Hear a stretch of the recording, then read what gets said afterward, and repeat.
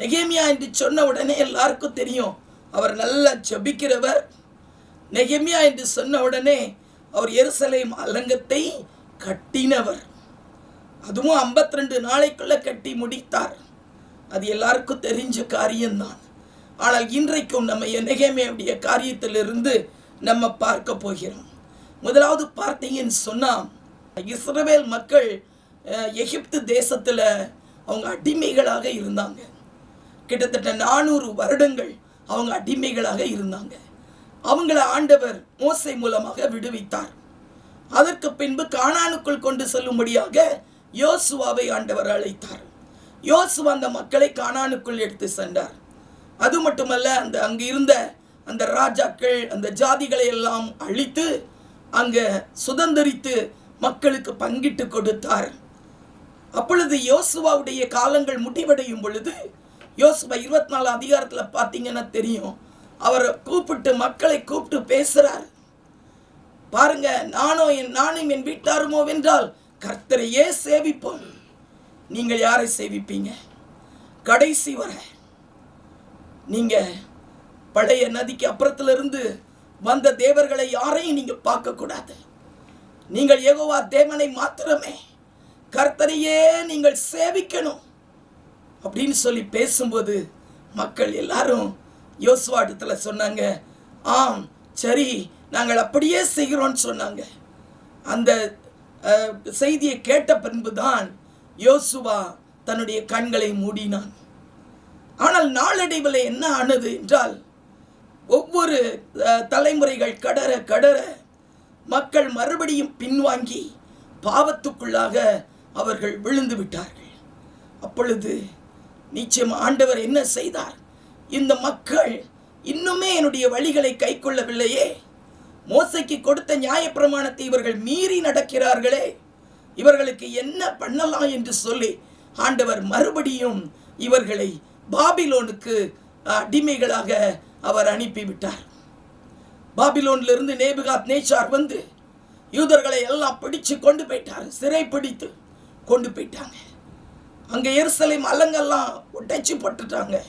எருசலேம் ஆலயத்தை உடைத்து அதனுடைய அந்த வாசல்களை எல்லாம் சுட்டரித்து போட்டு விட்டார்கள். எருசலேமை பார்க்கும்போது எருசலேம் மாதிரியே இருக்காது. இப்படி ஒரு நிலைமை அந்த எருசலேமுக்கு வந்தது. யூதர்கள் எல்லாத்தையும் சிறைப்பிடித்து கொண்டு போய்விட்டார். ஆனால் ஆண்டவர் சொன்னார் எரேமியா மூலம், 70 வருடங்களுக்கு பின்பு இந்த சிறையிருப்பை மாற்றி நான் மறுபடியும் இவர்களை இந்த இடத்துக்கு கொண்டு வருவேன் சொன்னார். ஆண்டவர் 70 வருடங்கள் கழித்த பின்பு அந்த பாபிலோன் மேதியா பெர்சியா ராஜ்யம் தோன்றினது. அந்த பாபிலோன் ராஜ்யம் அழிந்தது. நேபுகாத்நேச்சாருடைய காலங்கள் முடிவடைந்தது. அப்பொழுது மேதிய பெர்சிய ராஜ்யம் எழும்பி வரும் பொழுது கோரேஸ் ராஜாவுடைய உள்ளத்தை ஆண்டவர் ஏவினார். அவர் வந்தார், அவர் பார்த்தார், என்ன இங்க யூதர்கள் எல்லாம் இங்க இருக்கிறீங்களா, நீங்க உங்க தேசத்துக்கு போகலாமே என்று சொல்லி அவர்களை அனுப்பி வைக்கிறதை நாம் பார்க்கிறோம். அவர்களை அனுப்பி வைக்கும் பொழுது எல்லாரும் உடனடியாக ஓடி வரவில்லை. அதில் எப்படி வந்தாங்கன்னு சொன்னா, முதல்ல செருபாபேல் எழும்பினார். செருபாபேல் எழும்பி ஆலயத்தை கட்டணும், ஆலயம் எல்லாம் சுட்டரிக்கப்பட்டு கிடக்குதுன்னு சொல்லி, எப்படி நமக்கு பெர்மிஷன் கிடைச்சிருச்சு எல்லாரும் போலாம் வாங்கன்னு சொல்லும் பொழுது கிட்டத்தட்ட ஒரு 50,000 யூதர்கள் அந்த செருபாபேலோடு கூட அப்படியே எருசலேமுக்கு போகிறாங்க. அவங்க அங்கே போய் முதல்ல தங்களுக்குரியதை பார்க்கல. முதல்ல ஆலயம் அது கட்டப்படணும், உடைஞ்சி கிடக்குதே அதை பழுது பார்த்து அதை சரி பண்ணி அதை மறுபடியும் கட்டும்படியான கிருபையை ஆண்டவர் அந்த செருபாபேலுக்கு கொடுக்கிறார். அதற்கு பின்பதாக இன்னும் யூதர்கள் அங்கே இருக்கிறாங்க. அப்போ அவங்கள கொஞ்ச நாட்கள் கழித்து மறுபடியும் ஒருவர் எழும்புகிறார். அவர்தான் எஸ்ரா. எஸ்ரா எழும்புறாரு. அவருடைய உள்ளத்திலையும் ஆண்டவர் அந்த பாரத்தை கொடுக்கிறார்.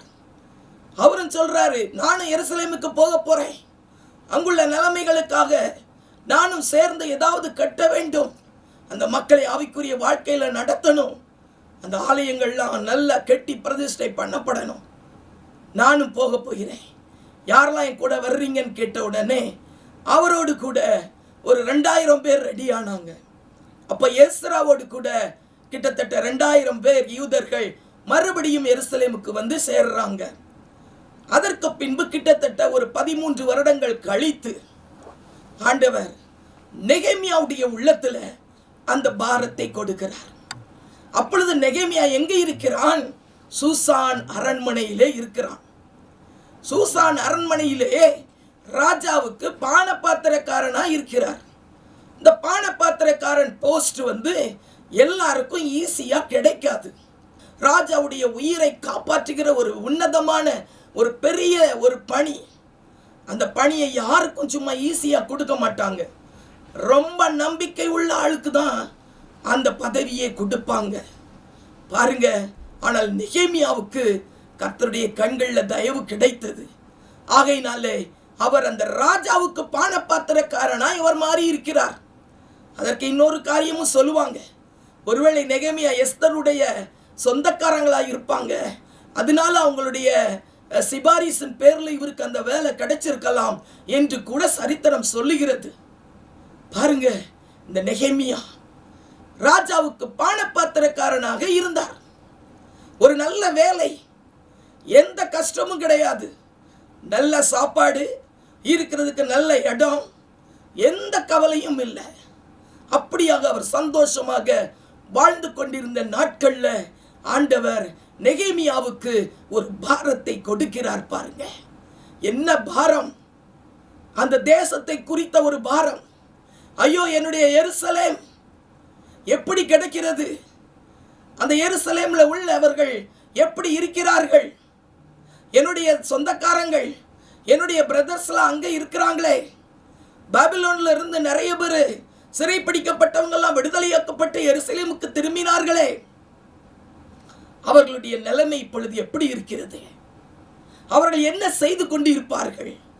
அதை குறித்து விசாரிக்கும்படியாக அவனுடைய உள்ளத்துல ஆண்டவர் ஒரு காரியத்தை போடுகிறார். பாருங்க, நெகேமியாவை பற்றி நம்ம பார்த்தோம்னு சொன்னால் அவரை பற்றி நிறைய காரியங்கள் 13 அதிகாரம் வாசிக்கும் போதே நம்ம நிறைய கண்டுபிடிக்கலாம். நெகேமியா வந்து ஒரு தரிசன புருஷன்.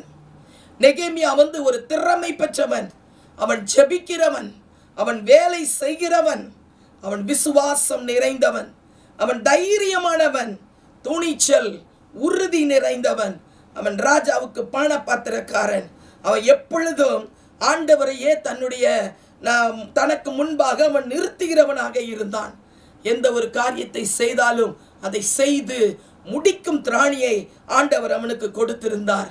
எடுத்த காரியங்களிலே வெற்றி கிடைக்கும்படியாக ஆண்டவர் அவனுக்கு கிருபை கொடுத்தார்.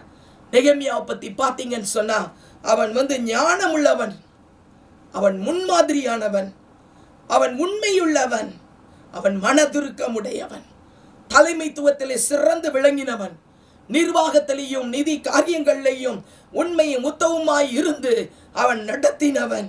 அவன் தாழ்மையும் மற்றும் அவன் பேராசை அற்றவனாக இருந்தான். அவனுடைய மனப்பான்மை ஒரு தியாகமான ஒரு மனப்பான்மை. இப்படிப்பட்ட நற்குணங்கள் நிறைந்தவனாக இருந்த அந்த நெகேமியாவுக்குள்ளாக ஆண்டவர் ஒரு பாரத்தை போடுகிறார். உன்னுடைய நகரம் பாரு, உன்னுடைய தேசம் எப்படி கிடைக்கிறது, அதை விசாரிக்கணும். அப்பொழுது கொஞ்சம் சகோதரர்கள், அவனுடைய சகோதரன் ஆனானி என்று சொல்லப்பட்டு இருக்கிறது, அவங்கெல்லாம் எருசலேம்லேருந்து வாராங்க. வந்து சுக செய்தியை விசாரிக்கும்படியாக வந்து போயிருக்கிறாங்க. அந்த டைமில் நெகேமியாவிடத்தில் வந்து அவனுடைய சகோதரன் அவரை பார்க்க வரும் பொழுது நெகேமியா கேட்கிறான், எருசலேமில் எப்படி இருக்கிறாங்க என்னுடைய சகோதரர்கள், என்னுடைய மக்கள் எல்லாரும் எப்படி இருக்கிறாங்க அப்படின்னு சொல்லி கேட்கிறார். கேட்ட உடனே அவங்க சொன்ன பதில் அவருடைய உள்ளத்தை உடைச்சது. ஐயோ, இப்படிப்பட்ட ஒரு நிலைமையா? என்னுடைய மக்கள் மகா தீங்கை அனுபவிக்கிறார்களா என்று கேட்ட உடனே அவர் ஒரு இடத்துல போய் உட்கார்ந்து அழுகிறார், ஜெபிக்கிறார். பாருங்க, இந்த நெகேமியாவை குறித்த நிறைய காரியத்தை நான் சொன்னேன். இன்னைக்கு ஒரு 7 காரியங்களை நம்ம பார்க்க போகிறோம். முதலாவது என்ன காரியம் சொன்னா, நெகேமியா எப்படிப்பட்ட மனிதன் என்றால் மேன் ஆஃப் பிரேயர். அவர் ஜெபிக்கிறவன். நெகேமியா ஜெபிக்கிறவனாக இருந்தான். வாசிக்கலாமா? நெகேமியா 1 அதிகாரம் 1 முதல் 4 வசனங்களை நாம் வாசிக்கலாம். அகலியாவின் குமாரனாகிய நெகேமியாவின் நடபடிகள். 20ஆம் வருஷம் கிஸ்லேயு மாதத்தில் நான் சூசான் என்னும் அரண்மனையில் இருக்கும்போது சம்பவித்தது என்னவென்றால், என் சகோதரரில் ஒருவனாகிய அனானியும் வேறே சில மனுஷரும் யூதாவிலிருந்து வந்தார்கள். அவர்களிடத்தில் நான் சிறையிருப்பில் மீண்டு தப்பின யூதரின் செய்தியையும் எருசலேமின் செய்தியையும் விசாரித்தேன். அதற்கு அவர்கள், சிறையிருப்பில் மீந்திருக்கிறவர்களை அந்த தேசத்திலே மகா தீங்கையும் நிந்தையையும் அனுபவிக்கிறார்கள். எருசலேமின் அலங்கம் இடிபட்டதும் அதன் வாசல்கள் அக்கினியால் சுட்டரிக்கப்பட்டதுமாய் கிடக்கிறது என்றார்கள். இந்த வார்த்தைகளை கேட்டபோது நான் உட்கார்ந்து அழுது சில நாளாய் துக்கித்து உபவாசித்து மன்றாடி பரலோகத்தின் தேவனை நோக்கி ஜெபிக்க ஆரம்பித்தான். ஹல்லேலூயா! பாருங்க, 1 முதல் 4 வசனத்தை நம்ம பார்த்தோம். அதுல அவன் அவனுடைய மக்களை குறித்து அவன் விசாரிக்கிறான். விசாரிச்சு அந்த காரியங்களை கேள்விப்பட்ட உடனே சிறையிலிருந்து மீண்டு இருக்கிறவர்கள் எல்லாம் அந்த தேசத்திலே மகா தீங்கையும் நிந்தையையும் அனுபவிக்கிறார்கள். அதன் வாசல்கள் அக்கினியினால சுட்டரிக்கப்பட்டுள்ளது. அந்த அலங்கங்கள் எல்லாம் இடிக்கப்பட்டுள்ளது. இந்த காரியங்களை கேட்ட உடனே அவர் அப்படியே உட்காருகிறார். அவர் அழுகிறார். சில நாளாய் துக்கிக்கிறார், உபவாசிக்கிறார், மன்றாடுகிறார். பரலோகத்தின் தேவனை நோக்கி மன்றாடுகிறார். பாருங்க, ராஜாவுக்கு பானபாத்திரக்காரனா இருக்கிறவன் துக்கமுகமா இருக்க முடியாது. அது மட்டுமல்ல, ராஜாவுக்கு பானபாத்திரக்காரனா இருக்கிறவன் சும்மா ஒரு இடத்துல போய் உட்கார கூடாது. ராஜாவுடைய அரண்மனையில எங்கோ அவங்க உலாவி கொண்டு இருக்க வேண்டும். அந்த நெகேமியா ஒரு இடத்துல போய் உட்கார்றாராம். ஏன் உட்கார்றார் தெரியுமா? ஆண்டவருடைய சமூகத்தை தேடி அவர் உட்கார்றாருன்னு உடனே அது என்ன அர்த்தம்? அவர் ஜெபிக்கும்படியாக, அந்த மக்களுக்காக தேவனை நோக்கி அழும்படியாக, அவர் மன்றாடும்படியாக. ஒருவேளை அவர் லீவ் எடுத்திருக்கலாம். எனக்கு கொஞ்சம் வேண்டும் என்று சொல்லி கொஞ்ச நாட்கள், சில நாளாய் துக்கித்து என்று சொல்லப்பட்டிருக்கிறது. நான் ஒரு சரித்திரத்தில் படிக்கும் பொழுது சில நாளாய் என்கிறதுக்கு அர்த்தம் என்னன்னா, கிட்டத்தட்ட 4 மாதங்கள் என்று சொல்லுகிறார்கள். 4 மாதங்கள் அவர் ஒரு இடத்துல உட்கார்ந்து அழுகிறாராம், உபவாசிக்கிறாராம், இரவும் பகலும் மன்றாடுகிறாராம். பாருங்க, அப்படிப்பட்ட ஒரு பாரம் அவருடைய உள்ளத்துக்குள்ள நெருக்கி ஏவுது. ஜெபிக்கிறவனை கொண்டுதான் ஆண்டவர் பெரிய காரியங்களை செய்ய முடியும். Thank you Lord. ஜெபிக்காதவனை வச்சு ஆண்டவர் எதுவுமே சாதிக்க முடியாது. ஜெபிக்கிறவன் தான் ஆண்டவருக்காக பெரிய காரியங்களை செய்வான். ஜெபிக்கிறவனை கொண்டுதான் ஆண்டவரும் பெரிய காரியங்களை செய்வார்.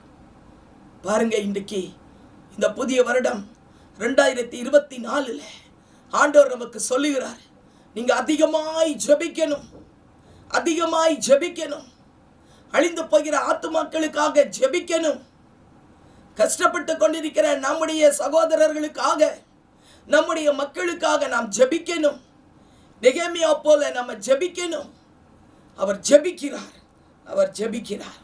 அவர் எப்படி ஜெபிக்கிறார் என்றால், 6வது வசனத்திலிருந்து 11 வசனம் வரைக்கும் வாஸ்தோன்னு சொன்னால் அவருடைய ஜெபம் அழகாக போடப்பட்டிருக்கு. ஆனால் இப்போ டைம் இல்லை, அவ்வளவு வாசிக்க முடியாது. நம்ம என்ன சொல்லுகிறேன் என்றால், இரவும் பகலும் மன்றாடினாராம். அப்புறம் அவர் ஜெபிக்கிறார், ஆண்டவரே, நாங்கள் உமக்கு முன்பாக நாங்கள் பாவம் செய்தோம். ஆண்டவரே, உமக்கு விரோதமாய் நாங்கள் பாவம் செய்தோம், அதை மன்னியுங்கன்னு ஜெபம் பண்ணாராம். அது மட்டுமல்ல, ஆண்டவரே, நாங்கள் உமக்கு முன்பாக கெட்டவர்களாய் நடந்தோம். ஆண்டவரே, அது மட்டும் அல்ல, மோசையின் கற்பனையை நாங்கள் கை கொள்ளாம போயிட்டோம். ஆண்டவரே, ஆகையினால இன்றைக்கு 11ஆம் வசனத்தில் பார்த்தீங்கன்னா, இன்றைக்கு வாசிக்கலாமா? 11வது வசனத்தை, 1ஆம் அதிகாரம் 11ஆம் வசனம். ஆண்டவரே, உமது அடியாரின் ஜெபத்தையும் உமது நாமத்துக்கு பயப்பட வேண்டும் என்று விரும்புகிற உமது அடியாரின் ஜெபத்தையும் உமது செவிகள் கவனித்திருப்பதாக. இன்றைக்கு உமது அடியானுக்கு காரியத்தை கைக்கூடி வர பண்ணி இந்த மனுஷனுக்கு முன்பாக எனக்கு இரக்கம் கிடைக்க பண்ணி அருளும் என்று பிரார்த்தித்தேன். நான் ராஜாவுக்கு பான பாத்திரக்காரனாய் இருந்தேன். ஹல்லேலூயா. இன்றைக்கு உமது அடியானுக்கு இந்த காரியத்தை கைகூடி வர பண்ணுவீராக. அதுதான் நெகேமியாவுடைய ஜெபம். இன்றைக்கே அடியானுக்கு இந்த காரியத்தில் அனுக்கிரகம் செய்தருளும், ராஜாவுடைய கண்களில் தயவு உண்டாகட்டும் என்று சொல்லி அவன் சில நாட்களாய் அவன் துக்கித்து அவன் மன்றாடி ஜெபிக்கிறான். இன்னும் கூட பார்த்தீங்கன்னு சொன்னா அவன் மறுபடியும் அவன் ராஜா கிட்ட போகிறான். நல்ல ஜெபம் பண்ணிட்டு ராஜா கிட்ட போகும் பொழுது ராஜா சொல்றாரு, ஏன் நீ துக்கமுகமாக இருக்கிற நெகேமியா, உன்னுடைய காரியம் என்ன, ஏன் நீ துக்கமுகமாக இருக்கிறியன்னு கேட்ட உடனே அவன், ஆமா ராஜா, எங்க மக்கள்லாம் அப்படி கஷ்டப்படுறாங்க, நான் எப்படி துக்கமுகமாக இருக்காம எப்படி இருக்க முடியும் அப்படின்னு சொல்லி உடனடியாக அந்த பதில் சொல்லலை. அவன் எப்போ சொல்றான்னா, அவன் ராஜா கேட்ட உடனே மறுபடியும் அவன் பரலோக தேவனை நோக்கி அவன் ஜெபம் பண்ணி அதற்கு பின்புதான் ராஜாவுக்கு அவன் பதில் கொடுக்கிறத நம்ம பார்க்கிறோம். 2வது அதிகாரம் 4வது வசனத்துல பார்த்தீங்கன்னா அதுல சொல்லப்பட்டிருக்கிறது, ராஜா அவன்ல கேட்ட உடனே அவன் பரலோகத்தின் தேவனை நோக்கி ஜெபம் பண்ணி அதற்கு பின்புதான் ராஜாவுக்கு பதில் சொல்லுகிறான். இவ்வளவு நாள் மன்றாடி ஜெபம் பண்ணி இருக்கிறான். ஆனாலும் திருப்பி ராஜாட்ட போன உடனே ராஜா என்ன விஷயம், ஏன் துக்கமா இருக்கிறேன்னு கேட்ட உடனே அவன் உடனே பதில் சொல்லாம மறுபடியும் அவன் வந்து பரலோக தேவனை நோக்கி ஜெபம் பண்ணினானா. அதற்கு பின்பு பேசுறான், நெகேமியா மேன் ஆஃப் பிரேயர், எடுத்த காரியத்துல எல்லாம் ஜெபிக்கிறவன். நெகேமியா புஸ்தகத்துல சுமார் 11 முறை அவர் ஜெபித்திருக்கிறார். 11 முறை ஆண்டவரை நோக்கி அவர் ஜெபிக்கிறார். பாருங்க, அவர் பெரிய ஜெபமோ சின்ன ஜெபமோ அவர் ஆண்டவரை நோக்கி என்று சொல்லி நாம் பார்க்க முடியும். சில இடங்கள்ல பெரிய ஜெபம், சில இடங்கள்ல சின்ன ஜெபம். ஆனால் அவர் ஜெபிக்கிறவராக மொத்தம் 13 அதிகாரம், அதுல 11 இடத்துல அவர் பரலோக தேவனை நோக்கி ஜெபம் பண்ணார் என்று நாம் பார்க்க முடியும். பிரியமானவர்களே, நெகேமியா ஜெபிக்கிறவன். 2வதாக மேன் ஆஃப் விஷன். நெகேமியா எப்படிப்பட்டவன்? அவன் தரிசன புருஷன், தரிசனம் பெற்றவன். தரிசனம் இல்லாம ஒண்ணுமே செய்ய முடியாது. தரிசனம் ரொம்ப இம்பார்ட்டன்ட். நம்முடைய மனதில் ஆண்டவர் எதை வைக்கிறாரோ அதுதாங்க தரிசனம். ஆண்டவர் என்ன செய்யபடியாக நம்மை ஏவுகிறாரோ அதுதான் தரிசனம். பாருங்க, அவனுடைய தரிசனம் என்ன? நெகேமியாவுடைய தரிசனம் என்னவென்றால், பட்டணத்தை கட்டணும், எருசலேம் அலங்கத்தை கட்டணும். இந்த எண்ணம் எப்பொழுது உருவாச்சு தெரியுமா? அவன் ஜெபம் பண்ணிட்டு இருந்தான் பார்த்தீங்களா, அப்பதான் அவனுடைய உள்ளத்துல ஆண்டவர் அந்த தரிசனத்தை வைக்கிறார். ஜெபிக்கிறவனுக்கு தான் தரிசனம் கிடைக்கும், ஜெபிக்காதவனுக்கு தரிசனம்லாம் கிடைக்காது. பாருங்க, அவன் ஜெபிக்கும் பொழுதுதான் ஆண்டவர் அவனுடைய உள்ளத்துல அந்த பாரத்தை போடுகிறார். அவன் சொல்றான், ராஜாவுக்கு சித்தமானால். நெகேமியா 2:5 பாருங்க, 2:5 வாசிக்கலாமா? ராஜாவை பார்த்து, ராஜாவுக்கு சித்தமாயிருந்து அடியனுக்கு உமது சமூகத்தில் தயை கிடைத்ததானால் என் பிதாக்களின் கல்லறைகளில் இருக்கும் பட்டணத்தை கட்டும்படி யூதா தேசத்துக்கு நீர் என்னை அனுப்ப வேண்டிக் கொள்கிறேன் என்றான். என் பிதாக்கள் உடைய கல்லறை இருக்கும் தேசம், அந்த இடம், அந்த யூதா தேசத்துக்கு என்னை அனுப்பும்படியாக. ஏன் அனுப்பணும்? பட்டணத்தை கட்டும்படி. பட்டணத்தை கட்டணும், எருசலேம் அலங்கத்தை கட்டணும். அதுதாங்க அவனுடைய தரிசனம். அந்த தரிசனம் ஜெபிக்கும் பொழுதுதான் அவனுடைய உள்ளத்துல ஆண்டவர் வைத்திருக்கிறார். நீ போ நெகேமியா, எழும்பு, சூசான் அரண்மனையில நீ ரொம்ப சந்தோஷமா இருக்கிற, ஆனால் என் மக்களுக்காக நீ ஏதாவது செய்ய வேண்டும் அல்லவா? நீ எழும்பி போ, யூதா தேசத்துக்கு போ, எருசலேம் நகரத்துல போய் பார், கட்டு, எழும்பு, நீ பட்டணத்தை கட்டு என்று ஆண்டவர் சொல்லுகிறாரே. அதுதான் நெகேமியாவுக்கு ஆண்டவர் கொடுத்த தரிசனம். தரிசனம். பாருங்க, மட்டுமல்லாமல் இன்னும் ஒரு இடத்துல நம்ம வாசிக்கலாம். 2வது அதிகாரத்தில் 11வது வசனத்தில் வாசிக்கலாமா? நான் எருசலேமுக்கு வந்து அங்கே 3 நாள் இருந்த பின்பு நான் சில மனுஷரை கூட்டிக் கொண்டு ராத்திரியில் எழுந்து நகர சோதனை செய்தேன். ஆனாலும் எருசலேமுக்காக செய்யும்படி என் தேவன் என் மனதிலே வைத்ததை நான் ஒருவருக்கும் அறிவிக்கவில்லை. ஆமென். போதும். ஆனாலும் எருசலேமுக்காக செய்யும்படி தேவன் என் மனதிலே வைத்ததை நான் ஒருவருக்கும் அறிவிக்கவில்லை. இதுதான் தரிசனம். என்ன தரிசனம் பாருங்க. எருசலேமுக்காக செய்யும்படி என் தேவன் என் மனதிலே வைத்தது, அதுதான் தரிசனம். ஜெபிக்கிற மனுஷனுக்கு ஆண்டவர் அவன் உள்ளத்துல வைப்பார். இதை செய், இப்படி செய், முன்னேறுங்க சொல்லுவார். இதுதாங்க தரிசனம். என் ஆண்டவர் என் மனதிலே வைத்ததை நான் யாருக்கும் சொல்லலை. நான் உடனடியாக நான் போனேன். போய் எங்க நகர சோதனை நான் செய்தேன். சர்வே பண்ணார். எருசலேமை சுற்றி வந்தார். 3 நாள் அந்த எருசலேம்ல இருந்தார். முதல் நாளே இரவு தனிமையாக, ஒருவருக்கு சொல்லவில்லை. இந்த நகரம் எப்படி இருக்குது, எனக்குள்ள ஒரு தரிசனம். அந்த தரிசனத்தை நிறைவேற்ற வேண்டும் என்றால் முதல்ல நான் போய் அந்த நகர சோதனை பண்ண வேண்டும், ஒரு சர்வே பண்ண வேண்டும். அவர் எழும்பி அப்படியே நடக்கிறார். இரவெல்லாம் நடந்து எருசலேமை சுற்றி வருகிறாராம். அவரோடு கூட யாரும் கிடையாதாம். அவர் ஏறி வந்த மிருகம் மட்டும்தான், வேற யாரும் கிடையாது என்று சொல்லி வசனத்தில் பார்க்கிறோம். அவர் அப்படியே பார்க்கிறாரு. பார்த்து அவருடைய உள்ளத்துல அப்படியே கவலை, கண்ணீர். ஐயோ, இப்படி கிடக்குதா, இதை எப்படி செய்யணும்? அவர் ஒரு சர்வே பண்றாரு. ஒரு தரிசனம் பெற்றவன் சும்மா வீட்டில் இருக்க மாட்டான். அவனே எழும்பி போய் எல்லாவற்றையும் பார்ப்பான். தரிசனம் ரொம்ப முக்கியமானது. தேவனிடத்தில் ஜெபிக்கிறவனுக்கு தரிசனத்தை கொடுக்கிறார். எருசலேமுக்காக தேவன் அவனுடைய மனதிலே வைத்ததை அவன் செய்யும்படியாக அவன் எழும்புகிறான் அல்லவா, ஒரு தரிசனம் பெற்றவன்.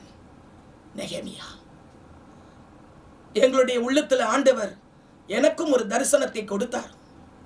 பாருங்க, தேவதாஸ் அவங்க பீகார்ல ஊழியம் செஞ்சாங்க. நான் ஒரிசால ஊழியம் செஞ்சேன். வாலிப சகோதரியா இருக்கும்போது 2 பேருக்கு திருமணமானது. முதல் நாள்ல பிஷப் என்னோட ஷேர் பண்ணாங்க. என்ன சொன்னாங்கன்னா, ஒரு ஜாதி மக்களுக்கு ஆசீர்வாதமாக ஆண்டவர் நம்மை வைத்திருக்கிறார், அவர் நம்மை கொண்டு செய்ய போகிறார் என்று சொன்னாங்க. அது அவங்களுக்கு கொடுக்கப்பட்ட தரிசனம். வாலிப சகோதரனாக இருக்கும் பொழுதே அவங்களுடைய உள்ளத்தில் ஆண்டவர் போட்ட ஒரு காரியம், ஒரு ஜாதி மக்களுக்கு உன்னை ஆசீர்வாதமாக வைப்பேன். அப்பத்திலிருந்தே ஒரு ஜாதி மக்களை தாரும் என்று சொல்லி அவர்கள் ஜெபிப்பது வழக்கமாய் இருந்தது. அதையே என்னிடத்திலையும் ஷேர் பண்றாங்க. ஒரு ஜாதி மக்களை ஆண்டவர் தருவேன்னு சொல்லி இருக்கிறாரு, அதை ஆண்டவர் நமக்கு தருவாருன்னு சொன்னாங்க. அப்ப நான் கேட்டேன், அந்த ஒரு ஜாதி மக்கள் யார், அவங்க எங்க இருக்கிறாங்கன்னு கேட்டேன். அப்போ அவங்க சொன்னாங்க, ஒரு ஜாதி மக்களை தான் தருவேன்னு சொல்லியிருக்கிறாரு, யாருன்னு எனக்கு தெரியாது அப்படின்னு சொன்னாங்க. பாரத தேசத்துல சுமார் 500-600க்கு மேற்பட்ட ஆதிவாசி இன மக்கள் வாழ்ந்து வருகிறார்கள். இப்படிப்பட்ட மக்கள் மத்தியில ஏதோ ஒரு ஜாதி மத்தியில நம்மளை கொண்டு செல்வார், நாம் அவர்களுக்கு ஆசீர்வாதமாய் மாறுவோம் என்று சொன்னாங்க. அதுதான் எனக்கு தெரியும்னு சொன்னாங்க. அப்ப நான் சொன்னேன், சரி அப்ப ஜெபிப்போம், ஆண்டவர் நிச்சயமாய் நமக்கு அந்த பீப்புளை காட்டட்டும், ஆண்டவர் காட்டுற இடத்துக்கு நம்ம போகலாம் அப்படின்னு சொன்னேன். சரின்னு சொல்லி முதல் நாள்ல இருந்தே அந்த ஜெபத்தை ஆரம்பிச்சோம். 2வது நாளும் ஜெபிக்கிறோம், 3வது நாள் ஜெபிக்கிறோம், 4வது நாளும் ஜெபிக்கிறோம். 4வது நாள் இரவு நாங்கள் கோயம்புத்தூருக்கு பிரயாணப்பட்டு போகணும். அப்போ ஏன்னு சொன்னா, அங்க ஜோயல் ஆனந்தராஜ் பாஸ்டர் அவர்கள் தங்களுடைய சர்ச், அதுதான் நம்முடைய பிஷப் தேவதாஸ் அவர்கள் ரட்சிக்கப்பட்ட அந்த சர்ச், அங்க எங்களுக்கு ரிசப்ஷன் வைப்பதாக சொல்லி எங்களை அழைத்தார்கள். ஆகையினாலே நாங்கள் 2 பேருமாய் புறப்பட்டு திருநெல்வேலியில ஜங்ஷன்ல போய் நாங்கள் பஸ் ஏறி நாங்கள் கோயம்புத்தூருக்கு செல்லுகிறோம். அப்போ நைட்டில் 10 மணிக்கு பஸ் ஏறணும்.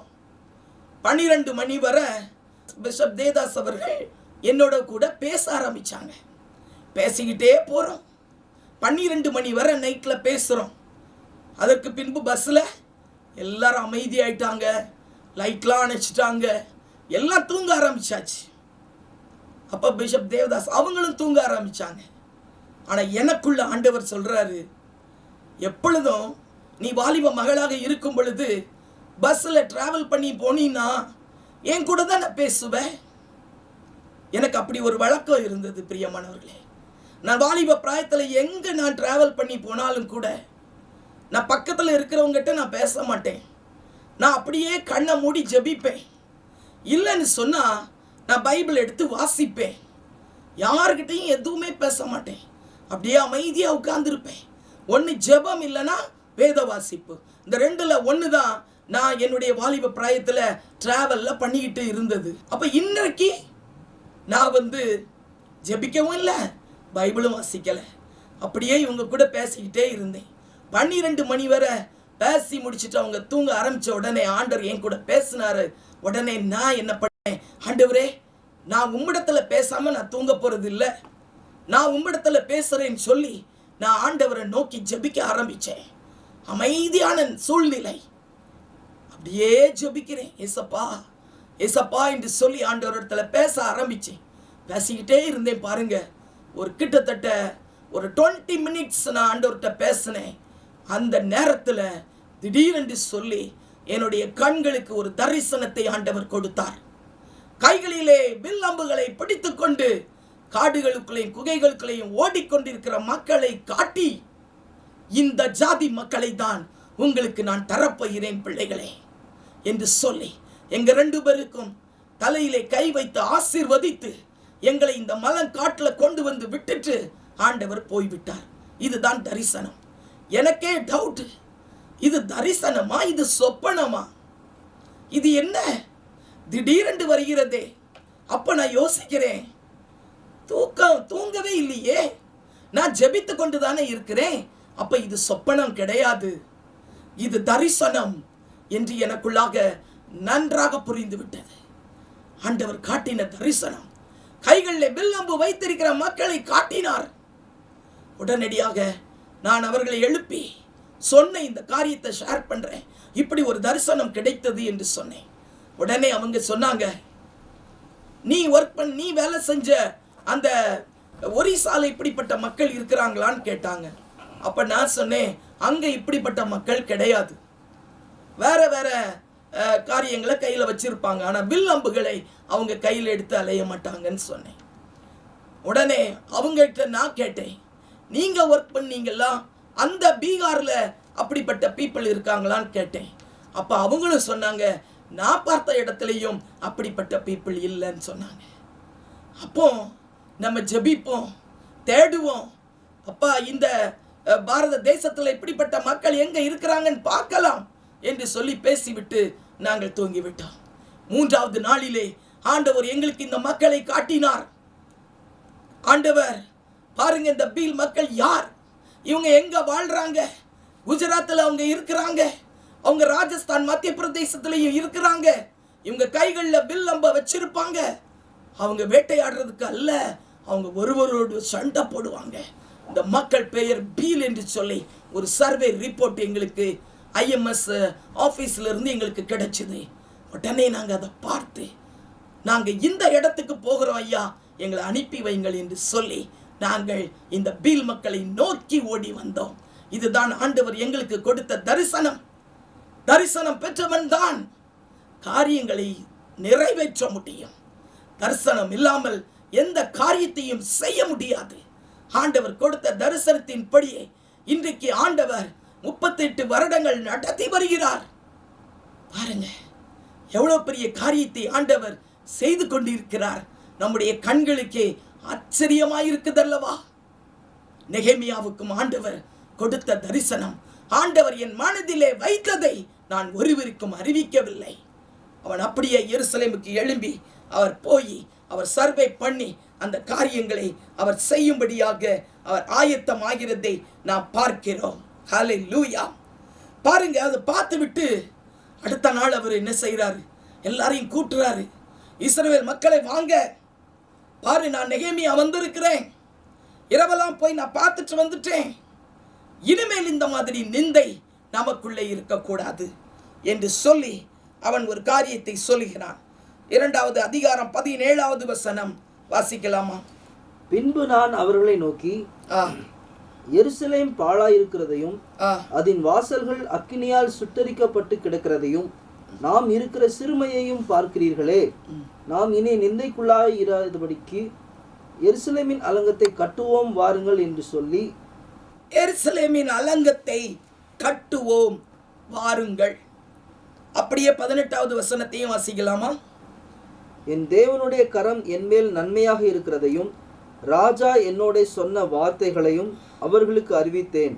அப்பொழுது அவர்கள் எழுந்து கட்டுவோம் வாருங்கள் என்று சொல்லி அந்த நல்ல வேலைக்கு தங்கள் கைகளை திடப்படுத்தினார்கள். நான் இனி நிந்தைக்குள்ளாகாதபடிக்கு எருசலேம் அலங்கத்தை கட்டுவோம் வாருங்கள் என்று மக்களை பார்த்து சொல்லுகிறார். உடனே மக்கள் என்ன சொல்றாங்க? சரி, எழுந்து கட்டுவோம் வாருங்கள் என்று சொல்லி மக்கள் எல்லாம் அந்த நல்ல வேலைக்கு தங்கள் கைகளை திடப்படுத்தினார்கள். தரிசனம் பெற்றவன் ஒன்று காரியத்தை சொன்னானா எல்லாரும் செயல்படும்படியாக எழும்பி வந்துருவாங்க. உடனே அன்னைக்கே சாங்ஷன் ஆயிடுச்சு. எருசலேம் அலங்கம் கட்டப்பட போகிறது, இனிமேல் நமக்கு நிந்தை வேண்டாம். எழும்பி கட்ட ஆரம்பிச்சிட்டாங்க. 3வது ஒரு காரியம், நெகேமியா யாருன்னு சொல்லி பார்த்தோம் என்றால் மேன் ஆஃப் ஃபெய்த். அவன் ஒரு விசுவாச வீரன். பார்க்கலாமா? நெகேமியா 2வது அதிகாரம் 20வது வசனம். அதற்கு நான் மறுமொழியாக, பரலோகத்தின் தேவனானவர் எங்களுக்கு காரியத்தை கைகூடி வர பண்ணுவார், அவருடைய ஊழியக்காரராகிய நாங்கள் எழுந்து கட்டுவோம். விசுவாசத்தை பாருங்களேன். அவர் சொல்லுகிறாரு, யார் செய்வா? பரலோகத்தின் தேவனானவர் எங்களுக்கு காரியத்தை கைகூடி வர பண்ணுவார். இதுதான் விசுவாசம், வேற ஒண்ணும் இல்லை. எப்படி எருசலேம் அலங்கத்தை கட்டுறது? பரலோகத்தின் தேவனானவர் எங்களுக்கு காரியத்தை கைகூடி வர பண்ணுவார், அவருடைய ஊழியக்காரராகிய நாங்கள் எழுந்து கட்டுவோம். விசுவாசமாய் சொல்லுவதை நம்ம பார்க்கிறோம் அல்லவா? பரலோகத்தின் தேவனே கைகூடி வர பண்ணுவார். முதலாவது நீங்க பார்த்தீங்கன்னா, நெகேமியா ஜெபிக்கும் பொழுதும், ஆண்டவரே நீங்க எங்களுக்கு இந்த காரியத்தை கைகூடி வர பண்ணும் அப்படின்னு சொல்லி முதல் அதிகாரத்தில் அவர் ஜெபிக்கிறத பார்க்கலாம். இப்போ பார்த்தீங்கன்னா 2வது அதிகாரத்தில், ஆண்டவரே நீர்தான் பரலோகத்தின் தேவனானவர் எங்களுக்கு காரியத்தை கைகூடி வர பண்ணுவார் என்று சொல்லி விசுவாசத்தோடு கூட அந்த அலங்கத்தை கட்டுகிற பணியை ஆரம்பிக்கிறாங்க. 2வது அவர் சொல்றாரு, கர்த்தருடைய கரம் என்மேல் நன்மையா இருக்குது. 2வது அதிகாரம் 18 வாஸ்தவம், அதுல சொல்லப்பட்டிருக்கு, தேவனுடைய கரம் என்மேல் நன்மையா இருக்கிறது. அதுதாங்க விசுவாசம். 2வது அதிகாரம் 8வது வசனத்துல பாத்தீங்கன்னா, என் தேவனுடைய தயவுள்ள கரம் என்மேல் இருந்தபடியால் ராஜா அவைகளை எனக்கு கட்டளையிட்டான். அப்போ அவனுடைய விசுவாசம் எப்படின்னா, ஆண்டவருடைய கரம் என் கூட இருக்குது, அவருடைய கரம் என் மேல இருக்குது, ஆகையினால நிச்சயமாய் நாம் காரியத்தை செய்ய முடியும். பரலோகத்தின் தேவனானவர் காரியத்தை நிச்சயமாய் கைகூடி வர பண்ணுவார், ஆகையினால எழுந்து கட்டுவோம். இதுதாங்க விசுவாசம், இதுதான் விசுவாசம். எவ்வளவு விசுவாசமாய் அவன் ஆண்டவருக்காக செய்கிறத நம்ம பார்க்கிறோம். இவன் இந்த காரியத்தெல்லாம் சொன்ன உடனே பாருங்க, அவனுக்கு அந்த தேவனுடைய கரம் என் கூட இருக்குது, அதனாலதான் ராஜா எனக்கு எல்லாத்தையும் கட்டளை இட்டான்னு சொல்றாங்க. இப்ப ராஜா என்னதெல்லாம் கட்டளை இட்டாரு? பெர்மிஷன் கொடுத்துட்டாரு, லீவு கொடுத்துட்டாரு, கட்டுறதுக்கு வேண்டிய எல்லா காரியங்களையும் அவங்களுக்கு வேண்டிய திங்ஸ் எல்லாம் கொடுக்கறதுக்கு ஓகே சொல்லிட்டாரு. அவன் சொல்றான், அந்த ஆசாப்புக்கு ஒரு கடிதம் கொடுங்க, ஃபாரஸ்ட் டிபார்ட்மெண்ட்டுக்கு அந்த ஆஃபீஸருக்கு ஒரு கடிதம் கொடுங்க. என்னது? எல்லாம் கட்டுறதுக்கு எவ்வளவு கட்டைகள் வேணும், பலகைகள் வேணும், மரங்கள் வேணும் அல்லவா? அது எல்லாவற்றையும் எனக்கு தரும்படியாக ராஜா ஒரு லெட்டர் கொடுப்பீங்களான்னு உடனே அவனுக்கும் சேர்த்து ராஜா லெட்டர் கொடுக்கிறாரு. தேவனுடைய தயவுள்ள கரம் அவனோடு கூட இருந்ததுனால ராஜா எல்லாவற்றையும் வாய்க்க பண்ணாரு. இனிமே நம்ம யார்கிட்டையும் போய் கை ஏந்த வேண்டியதில்லை, எல்லாரும் காரியங்களை நடப்பிக்கலாம், கட்டுவோம்.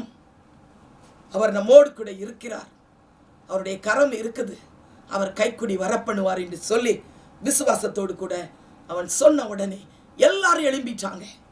அதில் ஒரு விசேஷம் என்னன்னு சொன்னா, 3வது அதிகாரம் 1 வசனத்தை பார்க்கலாமா? அப்பொழுது பிரதான ஆசாரியனாகிய எலியாசிபும் அவன் சகோதரராகிய ஆசாரியர்களும் எழுந்து ஆட்டு வாசலை கட்டினார்கள். அதை கட்டி அவர்கள் பிரதிஷ்டை பண்ணி. ஓகே, இவ்வளவு போதும். பிரதான ஆசாரியனாகிய எலியாசிப் அவன் சகோதரரான ஆசாரியர்கள் எழுந்து கட்ட ஆரம்பிச்சாங்க. முதல்ல எனேமியா சொன்ன உடனே யார் எழும்புறா? பிரதான ஆசாரியன் எழும்புறாரு. 2வது யார் எழும்புறா? ஆசாரியர்கள் எழும்புறாங்க.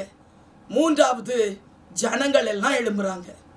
அப்ப இவ்வளவு நாளும் அந்த பிரதான ஆசாரியர்களும் அந்த ஆசாரியரும் அவங்க என்ன பண்ணுனாங்க? எருசலேம்ல தான் இருந்திருக்காங்க. ஆனா அவங்க என்ன செஞ்சாங்க பாருங்க. மக்களுக்காக அவங்க என்ன செஞ்சாங்க? அப்படியே தான் இடிந்து கிடந்தது, ஒன்றும் செய்யவில்லை. அவர்கள் அப்படியே இருக்கிறாங்க. அவங்களுக்குள் அந்த எழுப்புதல் வரவில்லை. ஜெபிக்கிறவன், தரிசன பெற்றவன், அவனுக்குள்ளதான் அந்த விசுவாசம், கெட்ட வேண்டும் என்கிற எண்ணம் அவனுக்குள்ளதான் ஆண்டவர் வச்சிருக்கிறார். அவன் எழும்பி வந்த உடனே தான், அவன் இவ்வளவு சொன்ன உடனே தான் அந்த பிரதான ஆசாரியனும் மற்ற ஆசாரியர்களும் எழும்புறாங்களாம். உடனே எல்லாரும் பார்க்குறாங்க ஜனங்கள், ஓ இவங்கெல்லாம் எழும்புறாங்களா, இவங்கெல்லாம் கெட்ட ஆரம்பிக்காங்களா? அப்போ ஜனங்கள் எல்லாம் சொல்கிறாங்க, நாங்களும் கட்டுறோம். எல்லாரும் எழும்பிச்சாங்க, ஒருவர் கூட மீதி இருக்கவில்லை. 3வது அதிகாரம் முழுவதையும் நீங்கள் வீட்டிலே போய் படியுங்கள். 3வது அதிகாரம் முழுவதும் எல்லா பீப்புளும் எழும்பி கட்ட ஆரம்பிச்சிட்டாங்க, வேலையை செய்ய ஆரம்பிச்சு விட்டார்கள். இன்னைக்கு பிரியமானவர்களே, ஆண்டவர் ஒருவனுக்கு தரிசனத்தை கொடுக்கிறார், ஆனால் கட்டுவதற்கோ முழு மக்கள் தேவை. ஒரு தனி மனிதனாக கட்ட முடியாது. அங்க இஸ்ரவேல் யூத மக்கள் எல்லாரும் எழும்பிட்டாங்க கட்டும்படியாக. இன்றைக்கு அதற்காக தான் பீல் மக்கள் மத்தியில் ஆண்டவர் நமக்கு சுதேச ஊழியர்களை எழுப்பும்படியான திட்டத்தை கொடுத்தார். இன்றைக்கு 1000 ஊழியர்களை ஆண்டவர் கொடுத்திருக்கிறார். அவரவர்கள் தங்கள் தங்கள் பகுதிகளிலே அவர்கள் தேவனுடைய ராஜ்யத்தை கட்டி கொண்டிருக்கிறார்கள். நீங்களும் கூட அதற்காக பிரயாசப்பட்டு ஆண்டவருக்காக பெரிய காரியங்களை செய்து கொண்டிருக்கிறீங்க. ஆண்டவர் உங்களை ஆசீர்வதிப்பார். தனி மனிதனாக செய்ய முடியாது. ஆண்டவர் அதற்காக எல்லாரையும் எழுப்பி விட்டார். எல்லாரும் எழுப்பிச்சாங்க, நாங்க கட்டுறோம். அந்தந்த பகுதியில் இருக்கிற அந்த கோட்டையை கட்டணும். அல்லேலூயா, அல்லேலூயா. எருசலேம் அலங்கத்தை கட்டுறாங்கல்ல, அதில் ஒரு முக்கியமானது என்னன்னா, அதுதான் பாதுகாப்பு தான் அந்த அலங்கம். அந்த கோட்டை இல்லைன்னு சொன்னா எதிரிகள் ஈஸியாக உள்ள நுழைஞ்சிடலாம், சுட்டரிச்சு போட்டுருவாங்க. அந்த காலத்தில் ராஜாக்கள் எல்லாம் அப்படித்தான் பெரிய பெரிய கோட்டை கட்டி வச்சிருப்பாங்க. அவங்க இடத்துல எரிகோ கோட்டையெல்லாம் உடைச்சாங்க ஆண்டவர். பாருங்க, அந்த மாதிரி எல்லா இடத்துலையும் கோட்டைகள் இருக்கும்.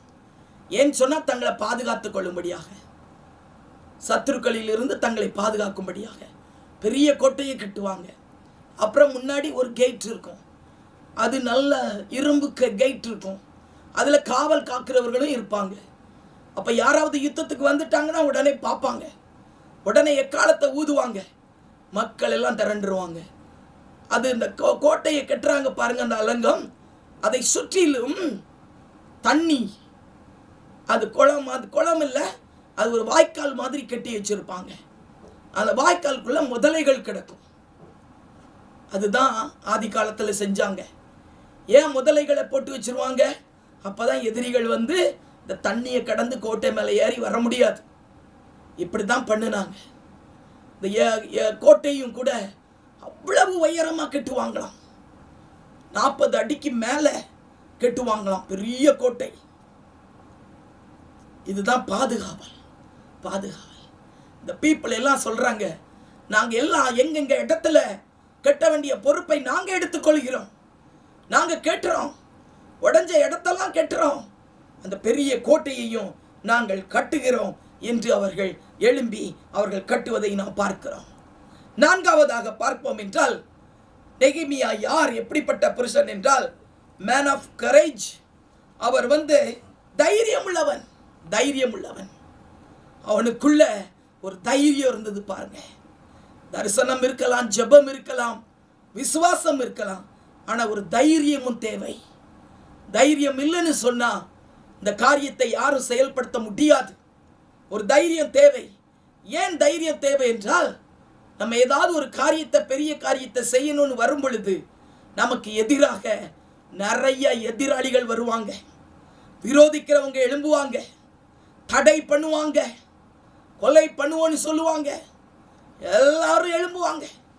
அதற்காக ஒரு தைரியமுள்ள புருஷனா இருக்கணும். நெகேமியா ஒரு தைரியமுள்ள ஒரு கரேஜியஸ் மேனாக அவன் இருந்தான். அவனுக்குள்ள ஒரு தைரியம் இருந்தது பாருங்க. இந்த அலங்கத்தை எல்லாம் கட்ட ஆரம்பிச்சிட்டாங்க பாருங்க. அழகா கட்டிட்டு இருக்கும் பொழுது ஒரு 3 மனிதர்கள், முக்கியமானவர்கள், சன்பல்லாத், தோபியா, கேஷேம் என்று சொல்லி 3 பேர் எழும்புறாங்க. அவங்க எழும்பி பார்க்குறாங்க, ஐயோ, எருசலேமின் நன்மையை விசாரிக்க ஒருவன் வந்து விட்டானா. நெகேமியா யார், எங்கிருந்து வந்தான்?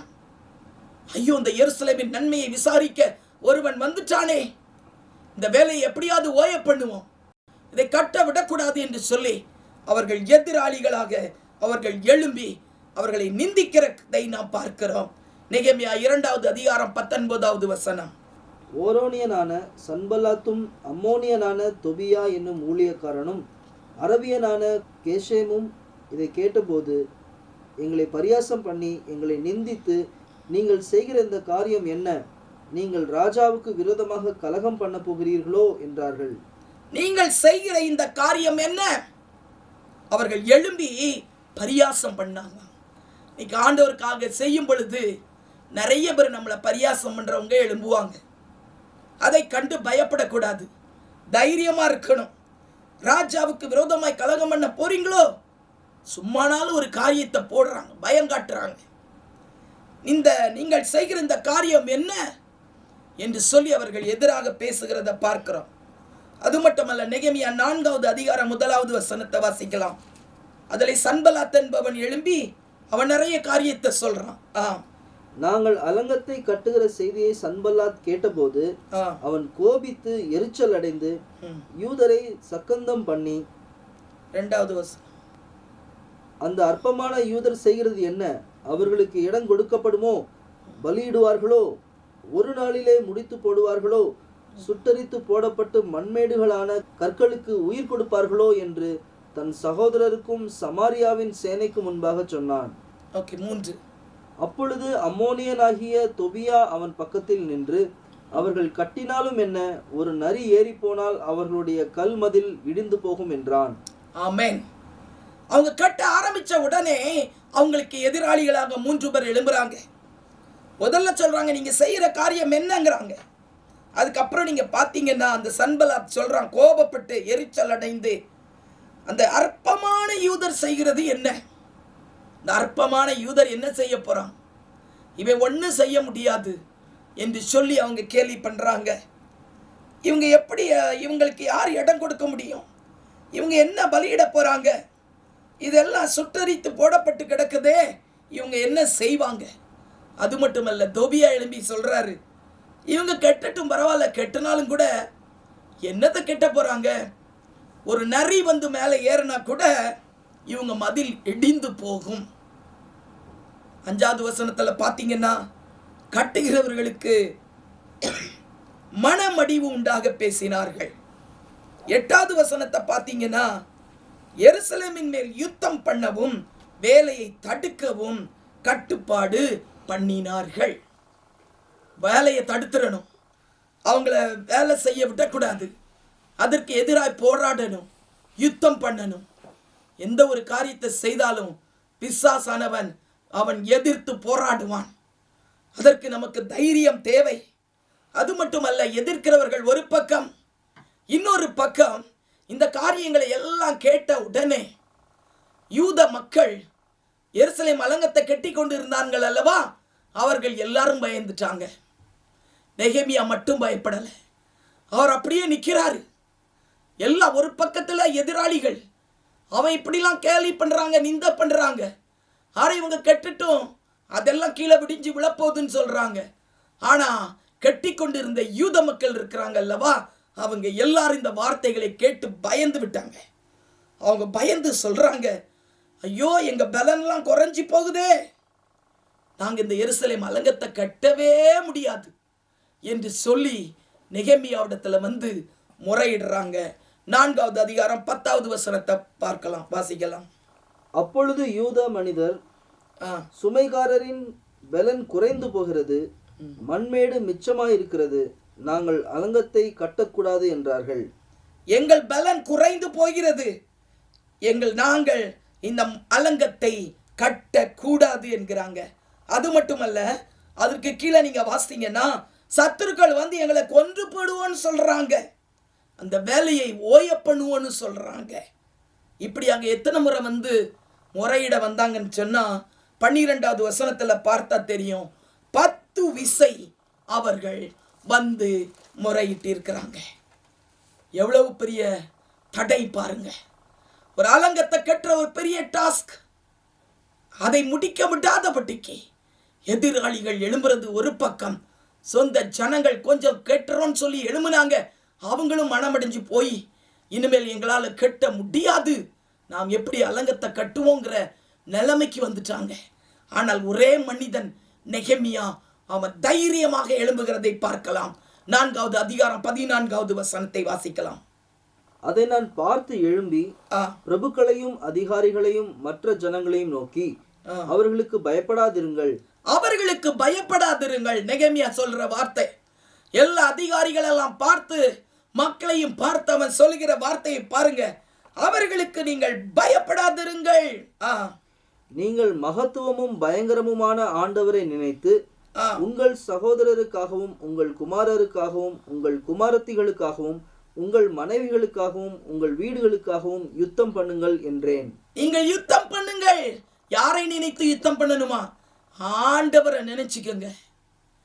பைபிள்ல அழகா எழுதி இருக்குது, நீங்க அவர்களுக்கு பயப்பட வேண்டாம். குஜராத்தி பைபிள்ல கர்த்தருக்கு பயப்படணும்.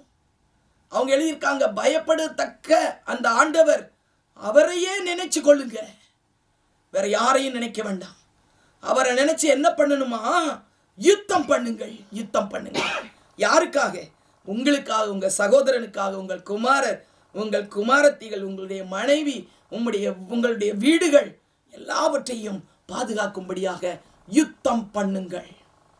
நெகேமியா ஒரு ஆளா எழும்புறாரு, சொல்றாரு, யார் பயப்பட வேண்டாம், கர்த்தரை நினைத்து யுத்தத்தை செய்யுங்க, காரியத்தை நடப்பியுங்கள், வேலையை யாரும் நிறுத்தக்கூடாது என்று அவர் சொல்லுவதை நாம் பார்க்கிறோம். பிரியமானவர்களே, ஹல்லேலூயா, ஹல்லேலூயா. அவன் நெகேமியா ஒரு தைரியம் உள்ள மனிதன். இந்த வார்த்தையை கேட்ட உடனே எல்லா மக்களும் நினைக்கிறாங்க, ஓ இவ்வளவு தூரம் சொல்றாரே, பயப்பட வேண்டாம், காரியத்தை நடப்பீங்கன்னு சொல்றாரே, கர்த்தரை நினைத்துக் கொள்ளுங்கன்னு சொல்றாரே, சரி அப்போ நம்ம செய்யலாம், கட்டலாம் என்று சொல்லி அவங்களுக்குள்ளாக அந்த ஒரு விசுவாசத்தை அவன் போடுகிறான். ஒரு தைரியத்தை அவங்களுக்குள்ளாக அவன் கொடுக்கிறான். இனிமே கட்டலாம் அப்படின்னு சொல்லி ஒரு தைரியம் அவங்களுக்குள்ளாக வருது. பாருங்க, 5வதாக நம்ம பார்ப்போம் என்றால் மேன் ஆஃப் ஆக்ஷன். அந்த நெகேமியா வந்து வேலை செய்பவன், வேலை செய்கிற மக்களையும் மற்றவர்களையும் அவன் செயல்பட வைப்பவன். ஒரு நல்ல ஒரு லீடர் அவன். நெகேமியா ஒரு நல்ல லீடர். அந்த லீடரே போய் அவரே வேலை செய்வார். அது மட்டுமல்ல, மற்றவர்களையும் வேலை செய்யும்படியாக உற்சாகம் கொடுப்பார். அவங்க தான் நல்ல தலைவன். நெகேமியா ஒரு நல்ல தலைவனாக, அவருடைய வேலையை செய்பவராக அவன் காணப்படுகிறதை நாம் பார்க்கிறோம்.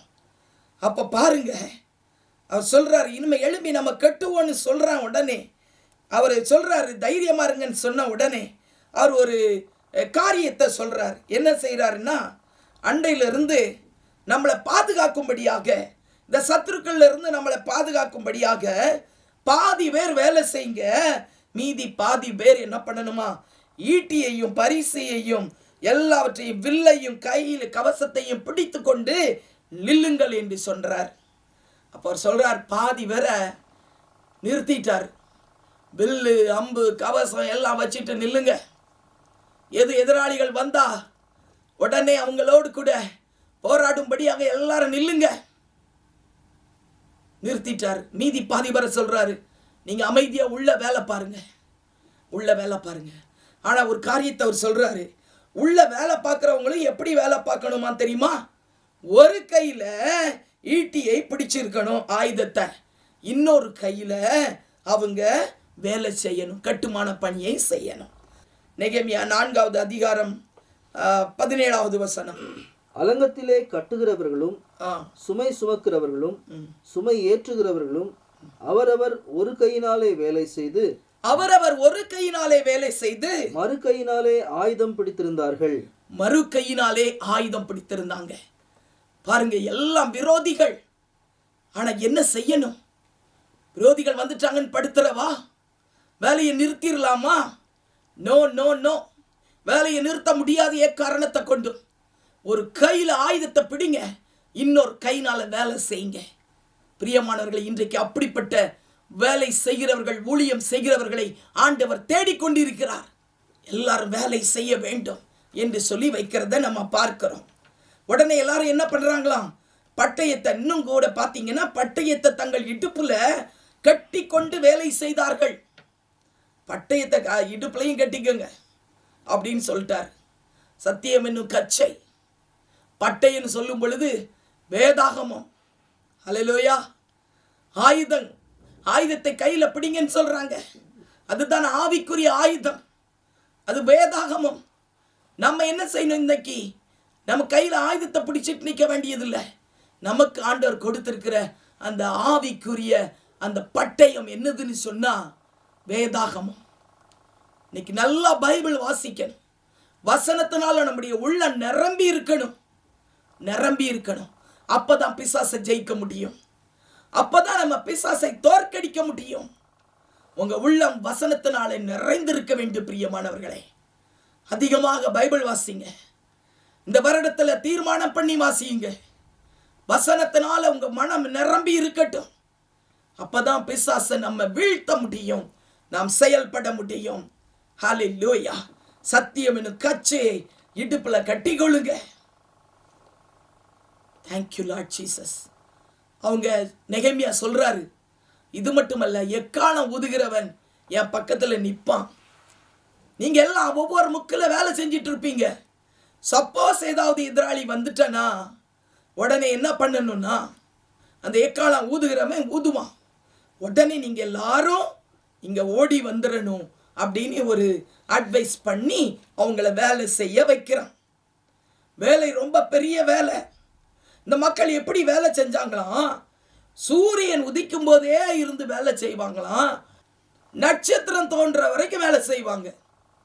எப்படி வேலை செஞ்சிருக்காங்கன்னு பாருங்க. இரவும் பகலுமாக அவர்கள் ஆண்டவருக்காக பெரிய காரியங்களை இந்த மக்கள் செய்திருக்கிறாங்க. 4வது அதிகாரம் 21வது வசனம் 22வது வசனத்தை பார்த்தீங்கன்னா இதுல அழகா எழுதியிருக்குது. முதல்ல 21 வாசிக்கலாமா? இப்படியே நாங்கள் வேலை செய்து கொண்டிருந்தோம். அவர்களிலே பாதி பேர் கிழக்கு வெளுக்கும் நேரம் முதல் நட்சத்திரங்கள் காணும் மட்டும் ஈட்டிகளை பிடித்திருந்தார்கள். அக்காலத்திலே நான் ஜனங்களை பார்த்து, ராமாறு நமக்கு காவலுக்கும் பகல்மாறு வேலைக்கும் உதவ அவரவர் தங்கள் வேலைக்காரரோடும் கூட எருசலேமுக்குள்ளே ராத்தங்க கடவர்கள் என்று சொல்லி, நானாகிலும் என் சகோதரராகிலும் என் வேலைக்காரராகிலும் என்னை பின்பற்றி காவல் காக்கிற சேவகராகிலும் எங்கள் வஸ்திரங்களை களைந்து போடாதிருந்தோம். அவரவருக்கு ஆயுதமும் தண்ணீரும் இருந்தது. எப்படி வேலை செஞ்சிருக்காங்கன்னு பார்த்தீங்கன்னா, ஒரு கையில் ஆயுதம், இன்னொரு கையில் வேலை செய்கிறாங்க. அதில் பார்த்தீங்கன்னு சொன்னால், காலையில் கிழக்கு வெளுக்கும் நேரம் முதல் சூரியன் வர்றதுக்கு முந்தி அந்த கிழக்கு வெளுக்கிற நேரத்தில் இருந்து எழும்பி கட்ட ஆரம்பிப்பாங்க. நைட்டில் நட்சத்திரம் காணும் வரைக்கும் அவங்க ஈட்டியை பிடிச்சிக்கிட்டு நிற்கிறாங்க, வேலையும் செய்கிறாங்க. அது மட்டுமல்ல, எழுதியிருக்குது ராமாறு பகல் மாறு வேலை. ராமாருன்னா இரவுல வேலை காவல் காக்கிறதுக்கு ஆட்கள், பகல்ல வேலை செய்யணும். இப்படியாக எல்லாரும் வந்து எருசலேமில் இரவுல தங்கி இருக்கணும்னு சொல்றாரு. அப்ப என்ன செய்யறாங்கன்னு பார்த்தீங்கன்னா, இதுல இரவும் வேலை பார்க்கணும். அந்த மக்கள் நெகேமியா சொல்றாரு, இரவுலையும் நீங்க விழிச்சு இருக்கணும், காவல் காக்கணும், பகல்ல என்ன செய்யணும், வேலை பார்க்கணும். இன்னைக்கு அப்படி வேலை செய்யறவங்க உண்டா? ஆண்டவருக்காக பெரிய காரியங்களை செய்ய வேண்டுமே. இரவும் பகலுமாய் இந்த மக்கள் அந்த அலங்கத்தை கட்டுவதற்கு எழும்பினாங்க. அது மட்டுமல்ல, அவங்க சொல்றாங்க, எங்களுக்கு வஸ்திரங்களை களைந்து போடுறதுக்கு கூட நேரம் இல்லை. வஸ்திரங்களை களைந்து போட கூட நேரம் இல்லை. நெகேமியா சொல்றார், நாங்களும் காவல் காக்கிறவங்க யாருமே வஸ்திரத்தை கூட களைஞ்சு போட நேரம் இல்லை. அவர் சொல்றாரு, எங்க கிட்ட ஒரு ஆயுதமும் தண்ணீர் மட்டும்தான் இருந்துச்சு, சாப்பாடே கிடையாது. சாப்பிட்றத திங்க் பண்ணவே நேரம் இல்லை. வெறும் தண்ணியும் ஆயுதமும். உபவாசத்தோடு கூட அவங்க அந்த வேலையை கட்டி இருக்கிறாங்க. பிரியமானவர்களே, இன்னைக்கு நெகேமியாவும் மாதிரி நாம் எழும்புவோமா? ஆண்டவருடைய ராஜ்யம், ஆண்டவருடைய வருகை மிகவும் சமீபமா இருக்குது. நம்ம என்றைக்கு 1,25,00,000 ஆத்துமாக்களை என்றைக்கு நாம சந்திக்க போகிறோம்? பெரிய காரியங்களை ஆண்டவருக்காக செய்ய வேண்டுமே. நாம் எழும்பி செயல்பட வேண்டுமே. நெகேமியா ஒரு நல்ல லீடர். அவன் வேலை செய்கிறவன், தானும் செய்வான், மற்றவர்களை வேலை செய்யும்படியாக உற்சாகமும் படுத்துவான். அப்படிப்பட்டவர்களாக நாம இருக்க வேண்டும். 6வதாக நெகேமியா பத்தி பார்க்கணும்னு சொன்னா, மேன் ஆஃப் விக்டரி, ஜெயம் பெற்றவன். ஜெயம் பெற்றவன். பாருங்க, வேலை ரொம்ப பெரிய வேலை. 4வது அதிகாரம் 19வது வசனத்தை வாசிக்கலாமா? நான் பிரபுக்களையும் அதிகாரிகளையும் மற்ற ஜனங்களையும் நோக்கி, வேலை பெரிதும் விஸ்தாரமுமாய் இருக்கிறது, நாம் அலங்கத்தின் மேல் போதும். வேலை பெரிதும் விஸ்தாரமுமாய் இருக்கிறது. நம்ம செய்யற வேலை பெரிய வேலைங்க. இந்த வேலையை சீக்கிரமா முடிக்கணும். இந்த வேலை ஒரு பெரிய வேலையை ஆண்டவர் நமக்கு தந்திருக்கிறார். இந்த பீல் மக்கள் மத்தியில் அவருடைய ராஜ்யத்தை கட்டி எழுப்புகிற பணி ஒரு பெரிய வேலை. அது விஸ்தாரமான வேலை. விஸ்தாரமான வேலை. பாருங்க, இந்த நெகேமியா சொல்றாரு, நீங்க எல்லாம் வேலையை பாருங்க. என் பக்கத்துல ஒருவன் நிற்பான். அது யாரு? எக்காலம் ஊதுகிறவன். எங்கேயாவது எதிரி வந்துட்டான்னா உடனே அவன் கரெக்டா உங்களுக்கு அந்த எக்காலத்தை ஊதுவான். எக்காலத்தை ஊதுன உடனே நீங்க எல்லாரும் என்ன பண்ணணும்? எங்க பக்கத்துல வந்து கூடிடணும். ஒரே இடத்துல வந்து கூடிடணும். கூடி என்ன பண்ணணும்? விரோதிகளை அடிச்சு நொறுக்கவா? இல்லவே இல்லை. அவன் சொல்றான், எல்லாரும் எங்க இடத்துல வந்து கூடிருங்க. ஆனா யுத்தம் யார் செய்வா தெரியுமா? ஆண்டவர் நமக்காக செய்வார். கர்த்தர் நமக்காக யுத்தம் செய்வார். இன்னைக்கு நெகேமியா வெற்றி பெற்ற ஒரு புருஷனாக, ஜெயம் பெற்ற ஒரு புருஷனாக அவன் விளங்கினதற்கு காரணம் என்னவென்றால், அவன் சொல்றான், கர்த்தர் நமக்காக யுத்தம் பண்ணுவார். வாசிக்கலாமா? 4வது அதிகாரம் 20வது வசனம். நீங்கள் எவ்விடத்திலே எக்கால சத்தத்தை கேட்கிறீர்களோ அவ்விடத்திலே வந்து எங்களோட கூடுங்கள், நம்முடைய தேவன் நமக்காக யுத்தம் பண்ணுவார் என்றேன். எல்லாரும் எங்களுடனே வந்து கூடுங்கள். ஆனா யுத்தம் யார் பண்ணுவார்? கர்த்தர். நம்முடைய தேவன் நமக்காக யுத்தம் பண்ணுவார் என்றான். அவன் ஜெயம் பெற்றதுக்கு காரணம் கர்த்தர் தாங்க. ஆண்டவரை யுத்தத்தை பண்ணுவார். இன்னைக்கு நம்முடைய ஜெயம் எங்கே? நாம் ஆண்டவர் மேல் நம்பிக்கை வைத்து நாம் காரியங்களை செயல்படுத்துகிறோமா? கர்த்தர் நமக்காக யுத்தம் பண்ணுவார் என்கிற காரியம் நமக்குள்ள இருக்கிறதா? எல்லாவற்றிலும் அவர் நமக்காக யுத்தம் பண்ணுகிறவர். பயப்பட வேண்டாம், கர்த்தர் நமக்காக யுத்தம் பண்ணுவார் என்று சொன்னாங்க. அப்படியே 6வது அதிகாரம் 15வது வசனத்தை பார்த்தீங்கன்னா, வாசிக்கலாமா? 6வது அதிகாரம் 15வது வசனம். அப்படியே அலங்கமானது 52 நாளைக்குள்ளே கட்டப்பட்டு எலூல் மாதம் 25ஆம் தேதியிலே முடிந்தது. ஆமென்.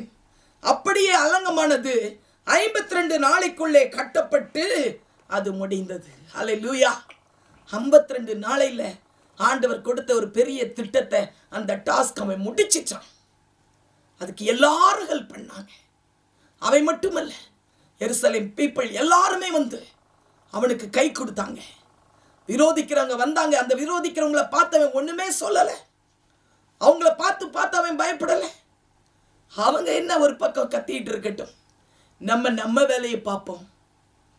அவன் அப்படியே ஒரு தைரியம் உள்ளவனாக, கர்த்தரையை நம்பி அவன் ஜெயம் பெற்றவனாக இருப்பதை நாம் பார்க்கிறோம். நெகேமியா 2வது அதிகாரத்தில் நெகேமியா என்ன சொன்னாரு?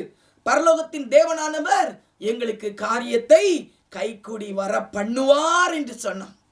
அதே இதை பார்த்தீங்கன்னா இன்னைக்கு 52 நாளையில முடிச்ச உடனே நெகேமியா 6 அதிகாரம் 16 வசனத்துல பார்த்தீங்கன்னு சொன்னா, இந்த காரியம் எங்கள் தேவனால் கைக்கூடி வந்ததென்று எங்கள் பகைஞர்கள் அறிந்தார்கள். பார்த்தீங்களா? முதல்ல அவன் சொல்ற இந்த காரியம் கர்த்தரால தேவனால கைக்கூடி வர பண்ணுவார் என்று சொன்னான். இன்றைக்கு 52 நாளையில முடிச்ச உடனே அவனுக்கு விரோதமாய் எழும்பின பகைஞர்கள் வந்து சொல்றாங்களாம், இந்த காரியம் அவர்கள் தேவனாலே கைக்கூடி வந்தது என்று அவர்கள் அறிந்து கொண்டார்கள். இன்னைக்கு பகைஞர்கள் அறிகிறாங்க, அவங்க தேவர்கள், அவங்க ஆண்டவர் அவருக்கு காரியத்தை கைக்கூடி வர பண்ணி இருக்கிறாருன்னு அந்த வேட சொல்றாங்க. இந்த நெகேமியா ஜெயம் பெற்றவன், மேன் ஆஃப் விக்டரி. இன்னைக்கு நம்ம ஒரு காரியத்தை செய்கிறோமா, நம்முடைய வாழ்க்கையில எந்த காரியத்திலையும் நாம் வெற்றி பெற்றவர்களாக திகழ வேண்டும். எடுத்த காரியத்தில் வெற்றி பெறணும். வெற்றி இல்லையா ஒன்றுமில்லை. செய்கிற காரியங்கள் எல்லாம் வேஸ்ட். காரியத்தை சாதிக்கணும். அந்த காலத்தில் இயேசு விடுவிக்கிறார்ல இருந்து எங்களுக்கு ஆரம்ப காலத்தில் ஊழியம் செய்ய வரும் பொழுது அந்த சகோதரர்கள் சொல்லுவாங்க ஒரு வார்த்தை, சாதிக்காம மட்டும் சாகக்கூடாது. அந்த வேர்டு எனக்கு இன்னைக்கு என் உள்ளத்தில் இருக்கும். தேவனுக்காக சாதிக்காம மட்டும் சாகக்கூடாது. ஏதாவது சாதிக்கணும். அவருக்காக நாம் சாதிக்க வேண்டும். பிரியமான பிள்ளைகளே, ஆண்டவருக்காக சாதிக்கணும். 2024 ஏதாவது சாதிக்கணும், சாதிக்க வேண்டும். சாதிக்காம நம்ம சாகவே கூடாது. பெரிய காரியங்களை ஆண்டவருக்காக செய்ய வேண்டும். பெரிய காரியங்களை செய்ய வேண்டும். Thank you Lord Jesus. Thank you Jesus. லாஸ்ட்ல மேன் ஆஃப் ஸ்பிரிச்சுவல், ஆவிக்குரிய மனிதன் நெகேமியா. ஆவிக்குரிய மனிதன். எருசலேம் அலங்கத்தை கட்டியாச்சு 52 நாளையில. உடனே ரொம்ப சந்தோஷமா, ஓகே எல்லாம் முடிச்சுட்டேன் என் வேலைன்னு சொல்லி அவன் மறுபடியும் சூசானுக்கு புறப்படலை. அவன் நினைக்கிறான், எருசலேம் அலங்கத்தெல்லாம் கட்டிட்டோம், எருசலேம் நல்லா கட்டியாச்சு, பார்க்க நல்லா அழகா இருக்குது, நல்ல சேஃப்டி எல்லாம் ஓகே தான். ஆனா இனிமே என்ன செய்யணும்னு சொன்னா, இந்த பீப்புள், இந்த மக்கள் ஆவிக்குரியவர்களாக இருக்க வேண்டுமே. இவர்கள் ஆண்டவரை மறந்து போய்விடக் கூடாதே. இவர்கள் ஆவிக்குரியவர்களாக இருக்க வேண்டுமே. அதற்கான காரியங்களை ஆயத்தப்படுத்துவோம் என்று சொல்லி அந்த மக்களை பார்த்து சொல்லுகிறான், எல்லாரும் வாங்க, இப்போ ஒரு காரியத்தை நான் செய்ய போகிறேன்னு சொன்னான். உடனே இஸ்ரேல் பீப்புள் எல்லாரும் ஒன்று கூடிட்டாங்க. அவன் சொல்றான், மோசையின் மூலமாக ஆண்டவர் நமக்கு எழுதி கொடுத்த அந்த நியாயப்பிரமாணம் இருக்குதல்லவா, அதை வாசிக்கணும். எத்தனையோ வருடங்கள் ஆயும் அந்த நியாயப்பிரமாணத்தை இந்த மக்கள் மறந்து போனார்கள். எருசலேமிலே நியாயப்பிரமாணம் வாசிக்கப்படாமல் கிடந்தது. அலங்கங்கள் சுட்டரிக்கப்பட்டது, அப்படியே பாழாய் கிடந்தது. ஆண்டவர் அவங்களுக்கு கொடுத்த அந்த நியாயப்பிரமாணத்தை மக்கள் மறந்து போயிருந்தார்கள். ஆனால் நெகேமியாவின் மூலமாக அது மறுபடியும் உயிர்ப்பிக்கப்பட்டது.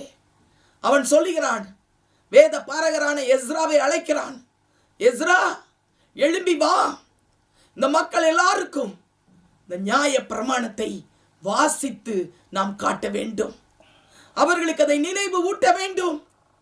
இந்த நியாய பிரமாண புஸ்தகம் வாசிக்கப்படும் பொழுதுதான் அவங்க உள்ளத்துல ஒரு ஆவிக்குரிய எழுப்புதல் உண்டாகும் என்று சொல்லி நெகேமியா இந்த மக்களுடைய ஆவிக்குரிய காரியத்திலே அக்கறை உள்ளவனாக இருக்கிறான். 8வது அதிகாரம் 2-3 வசனங்களை வாசிக்கலாமா? அப்படியே 7ஆம் மாதம் முதல் தேதியில் ஆசாரியனாகிய எஸ்ரா நியாயப்பிரமாணத்தை புருஷரும் ஸ்திரீகளும் கேட்டு அறியத்தக்க அனைவருமாகிய சபைக்கு முன்பாக கொண்டு வந்து தண்ணீர் வாசலுக்கு முன்னான வீதிக்கு எதிரே இருந்து காலமே தொடங்கி மத்தியானம் மட்டும் புருஷருக்கும் ஸ்திரீகளுக்கும் கேட்டு அறியத்தக்க மற்றவர்களுக்கும் முன்பாக அதை வாசித்தான். சகல ஜனங்களும் நியாயப்பிரமாண புஸ்தகத்திற்கு கவனமாய் செவி கொடுத்தார்கள். ஓகே, எல்லாரும் கவனமாய் செவி கொடுத்தார்கள். காலமே தொடங்கி மதியம் மட்டும் அந்த நியாயப்பிரமாண புஸ்தகத்தை அவங்க வாசிக்கிறாங்க. அதை வாசிக்கும் பொழுது எல்லாரும் இந்த இஸ்ரவேல் மக்கள் யூதர்கள் எல்லாம் எழும்பி நிற்கிறாங்களாம். 5வது வசனத்துல பாத்தீங்கன்னா ஜனங்கள் எல்லாரும் எழுந்தி நின்றார்கள்.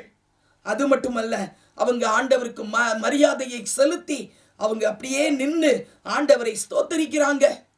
வசனம் 6ல் சொல்லப்பட்டிருக்கு, எஸ்ரா கர்த்தரை ஸ்தோத்தரித்தான். மக்கள் எல்லாம் என்ன சொன்னாங்களாம்? ஜனங்கள் தங்கள் கைகளை குவித்து ஆமேன் ஆமேன் என்று சொல்லி குனிந்து முகங்குப்புற விழுந்து கர்த்தரை பணிந்து கொண்டார்கள். கர்த்தர் தான் தெய்வம், வேற யாரும் இல்லைங்க. ஒரு ஆவிக்குரிய எழுப்புதல் எப்ப உண்டானது என்றால், மோசேயுடைய நியாயப்பிரமாணத்தை எஸ்ரா வாசிக்கும் பொழுதுதான் அவங்க உள்ளத்துல எழுப்புதல் உண்டாச்சு. ஆவிக்குரியவர்களாய் மாறுகிறார்கள். அவங்களுடைய வாழ்க்கையிலே மாற்றம். ஆமேன் ஆமேன் என்று சொல்லி அவங்க ஆண்டவரை பணிந்து கொள்வதை நாம் பார்க்கிறோம். அது மட்டுமல்ல, 9வது வசனத்துல பார்த்தீங்கன்னா ஜனங்கள் நியாயப்பிரமாண வார்த்தைகளை கேட்ட பொழுது அழுதார்கள். பாவ மன்னிப்பு. ஐயோ, நாங்கள் இப்படி இருந்தோமே, நியாயப்பிரமாணத்தில் இப்படிலாம் சொல்லப்பட்டிருக்கிறதே. ஐயோ, நாங்கள் பாவம் பண்ணிட்டோமே, நாங்க இதெல்லாம் மறந்துட்டோமே. அவங்க உள்ளத்துல பாவ உணர்வு அடைஞ்சி எல்லாரும் அழுகிறாங்க, கண்ணீர் விடுறாங்க. முழு எருசலேம் அழுது, அப்படியே அழுது ஆண்டவரை நோக்கி பணிந்து குனிந்து அவங்க ஆமேன் என்று சொல்லி ஆண்டவரை அவங்க உயர்த்துகிறத நம்ம பார்க்கிறோம். இன்னைக்கு நெகேமியா மக்களுடைய அந்த ஆத்துமாவை தட்டி எழுப்பி விட்டான். அவங்க அழுறாங்க. அவங்களுக்கு பாவ மன்னிப்பு அன்றைக்கு உண்டானது. கொஞ்ச நேரம் அழவிட்டான். நல்லா அழுது முடிச்சதுக்கு அப்புறம் நெகேமியா சொல்றான், போதும், இனிமேல் நீங்க அழ வேண்டாம். இன்றைக்கு கர்த்தருக்கு இது ஒரு பரிசுத்தமான நாள். எல்லாரும் எழும்புங்க, நீங்க விசாரப்பட வேண்டாம், நீங்கள் சந்தோஷமாயிருங்கள். 8வது அதிகாரம் 10வது வசனத்துல பார்த்தீங்கன்னு சொன்னா, நீங்கள் போய் கொழுமையானவைகளை புசித்து குடித்து ஒன்றுமில்லாதவர்களுக்கு உங்கள் பங்குகளை அனுப்புங்கள். இந்த நாள் ஆண்டவருக்கு பரிசுத்தமான நாள். விசாரப்பட வேண்டாம். கர்த்தருக்குள் மனமகிழ்ச்சியாய் இருப்பதே உங்கள் பலன். எப்பொழுதும் ஆண்டவருக்குள்ள சந்தோஷமாயிருங்க. எப்பொழுதும் அழுதுகிட்டே இருக்காதீங்க. இனிமேல் அழ வேண்டாம், விசாரப்பட வேண்டாம். எந்த ஒரு காரியமாக இருக்கட்டும், நீங்கள் அழ வேண்டாம். கர்த்தர் நமக்கு நன்மை செய்து விட்டார், அற்புதம் செய்து விட்டார். இனிமேல் அழ வேண்டாம். இன்றைக்கு அது கர்த்தருக்கு பரிசுத்தமான நாள். இல்லாதவர்களுக்கு உங்கள் பங்குகளை அனுப்புங்க. நீங்க நல்லா சாப்பிட்டு திருப்தியா இருங்க. நீங்க நல்லா சாப்பிட்டு திருப்தியா இருக்கும்போது இல்லாதவர்களுக்கு உங்கள் பங்குகளை அனுப்புங்கள். யாருக்கு இல்லையோ அவங்களுக்கு நம்ம கொடுக்கணும். அவங்கள மறந்துடக்கூடாது. நெகேமியா சொல்றாரு, அவர் கொடுத்த கட்டளை பாருங்க, ஒன்றுமில்லாதவர்களுக்கு உங்கள் பங்குகளை அனுப்புங்க. அவங்க பசியில இருக்காங்களே, அவங்களுக்காக ஏதாகிலும் செய்யுங்கள் என்று அந்த மக்களை பார்த்து அவன் சொல்லுகிறான். அது மட்டுமல்ல, கர்த்தருக்குள் மகிழ்ச்சியாய் இருப்பதே உங்கள் பலன். பிரியமானவர்களே, இந்த 2024 நாம் கர்த்தருக்குள் மகிழ்ச்சியாய் இருந்து நெகேமியாவை போல பெரிய காரியங்களை நாம் செய்ய வேண்டும். 7 நாட்களாக அந்த பண்டிகையை ஆசரிச்சாங்க. 7 நாட்கள், முதல் நாள் தொடங்கி கடைசி நாள் வரைக்கும் நியாயப்பிரமாண புஸ்தகம் வாசிக்கிட்டே இருந்தாங்களாம். பாருங்க, ஒரு நாள் வாசிக்கல. அவங்க பண்டிகையில முதல்ல நியாயப்பிரமாண புஸ்தகத்தை தான் வாசிப்பாங்க. இன்னைக்கு நம்மளும் பண்டிகை கொண்டாடுகிறோம், ஃபங்க்ஷன்லாம் கொண்டாடுகிறோம். வசனம் ரொம்ப முக்கியம், அதை வாசிக்கணும். 7 நாளும் பண்டிகையில் அவங்க நியாயப்பிரமாணத்தை வாசிக்கிறாங்க. கடைசியா ஒரு வசனத்தை வாசித்து நம்ம முடிக்கலாம். எரேமியா 12வது அதிகாரம் 43வது வசனத்தை நாம் வாசிக்கலாம். அந்த எருசலேமில் என்ன உண்டாயிற்று என்றால் மகா சந்தோஷம் உண்டாயிற்று. வாசிக்கலாமா? அந்நாளிலே மிகுதியான பலிகளை செலுத்தி தேவன் தங்களுக்கு மகா சந்தோஷத்தை உண்டாக்கினதினால் மகிழ்ச்சியா இருந்தார்கள். ஸ்திரீகளும் பிள்ளைகளும் கூட களி கூர்ந்தார்கள். எருசலேமின் களிப்பு தூரத்திலே கேட்கப்பட்டது. எருசலேமின் களிப்பு தூரத்திலேயும் கேட்கப்பட்டுச்சான். புருஷர்கள் மட்டுமல்ல, ஸ்திரீகளும் பிள்ளைகளும் கூட களி கூர்ந்தார்கள். அன்றைக்கு எல்லாருக்கும் களி கூறுதல். பாருங்க, தேவன் தங்களுக்கு மகா சந்தோஷத்தை உண்டாக்கினார். ஆண்டவர் உண்டாக்கினார். இன்றைக்கு பீல் மக்கள் மத்தியில் ஒரு மகா சந்தோஷம். கிறிஸ்துமஸோட பார்த்தீங்கன்னா என்ன சந்தோஷம். அதற்கு ஒரு காரணம் நெகேமியா தான். இந்த மக்களுடைய சந்தோஷத்துக்கு காரணம் அவர் வந்து செயல்பட்டான். இன்னைக்கு பீல் மக்கள் இவ்வளவு சந்தோஷமாய் கிறிஸ்துமஸ் கொண்டாடி இருக்கிறாங்களா? அதற்கு காரணம் ஆண்டவர் எங்களை இந்த மக்களுக்காக அனுப்பி வைத்தார். இன்னைக்கு அவங்க வாயிலெல்லாம் சந்தோஷத்தை பார்க்கும் பொழுது எங்களுக்கும் பயங்கர சந்தோஷம் ஆயிட்டு ரொம்ப சந்தோஷமா கொண்டாடி இருக்கிறாங்க. நீங்க நம்புறீங்களான்னு தெரியல, கேரல் ரவுண்டில் குழந்தை பிறந்து 5 நாள் பிள்ளைய தூக்கிக்கிட்டு ஒரு லேடி கேரல் ரவுண்டுக்கு வராங்க. எல்லா இடத்துக்கும் போறாங்க. எங்க வீட்டுக்கும் வந்தாங்க. நான் என்கிட்ட வந்து ஒரு பெயர் சொல்லுங்கன்னாங்க. நான் அந்த பிள்ளைக்கு ஒரு பெயர் சொன்னேன். கேட்டேன், எத்தனை நாள் ஆச்சுன்னு கேட்டேன். 5 days. 5 நாள் பிள்ளை, குளிர், இவ்வளவு குளிருக்குல சொட்டரை போட்டு ஷாலை போட்டு மூடி 5 நாள் பிள்ளைய தூக்கிக்கிட்டு கேரல் ரவுண்டுக்கு வந்திருக்காங்கங்க. இது சாத்தியம்னு நினைக்கிறீங்களா? அவங்க சொல்றாங்க, ஆண்டவர் எங்களுக்கு அருளின நன்மைகள், ஆண்டவர் எங்களுக்கு கொடுத்த சந்தோஷம், எங்கள் வாழ்க்கையிலே நாங்கள் பெற்ற சந்தோஷம் ஏராளம். இந்த ஆண்டவருக்காக நாங்கள் ஏன் வரக்கூடாது? சின்ன பிள்ளையா இருந்தானே, யாரா இருந்தானே தூக்கி கொண்டு வந்தாங்க. நீ பார்த்தீங்கன்னு சொன்னா கிராமமே எல்லாரும் கூடிட்டாங்க. கிராமங்கள் முழுவதும் கூடி அந்த சந்தோஷத்தில் பங்கு பெற்றாங்க. இன்னும் சில கிராமங்கள்ல ஆண்டவரை அறியாத பிள்ளைகளும் கூட வந்து பெரிய பெரிய டோலை எடுத்துட்டு வந்து, டோலக்கை எடுத்துட்டு வந்து அடிச்சு அவங்களும் நம்ம கூட சேர்ந்து ஆடுறாங்க, பாடுறாங்க, டான்ஸ் ஆடுறாங்க. சந்தோஷம். அவங்க சொல்றாங்க, இந்த கிறிஸ்தவர்கள் எப்பொழுதும் ரொம்ப சந்தோஷமா இருக்கிறீங்க. உங்க சந்தோஷம், உங்க மேல, உங்களுடைய பண்டிகை எங்களுக்கும் சந்தோஷம், நாங்களும் இதில் சேர்ந்து கொள்கிறோம் என்று சொன்னாங்க. எருசலேமின் சந்தோஷம் தூரத்துல வரைக்கும் கேட்டுச்சான்.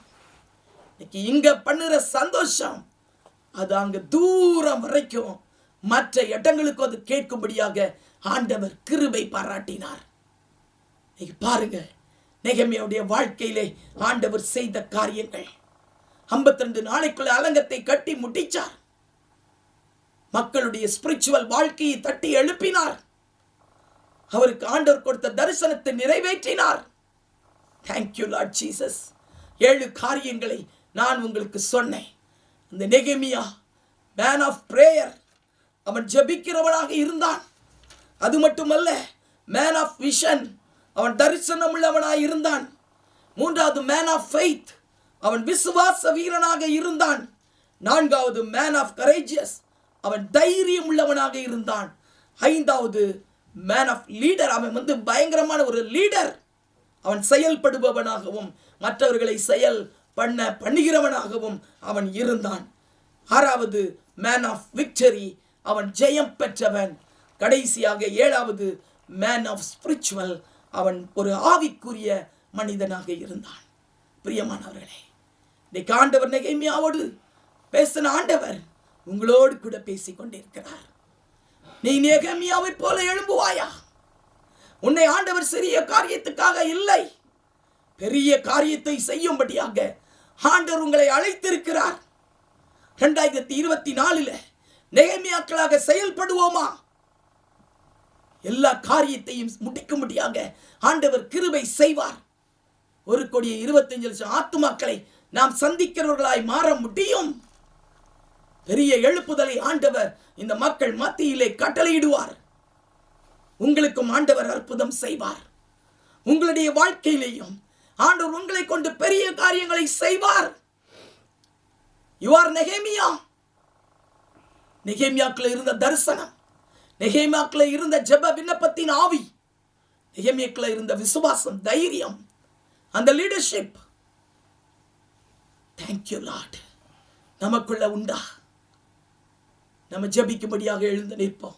எங்கள் முகவரி sharing love mission 5A 323 Caldwell colony 3வது தெரு, Thoothukudi 8.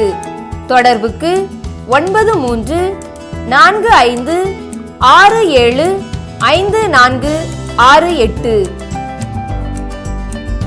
Sharing love mission 5A/323 Caldwell colony 3rd street, Thoothukudi 8.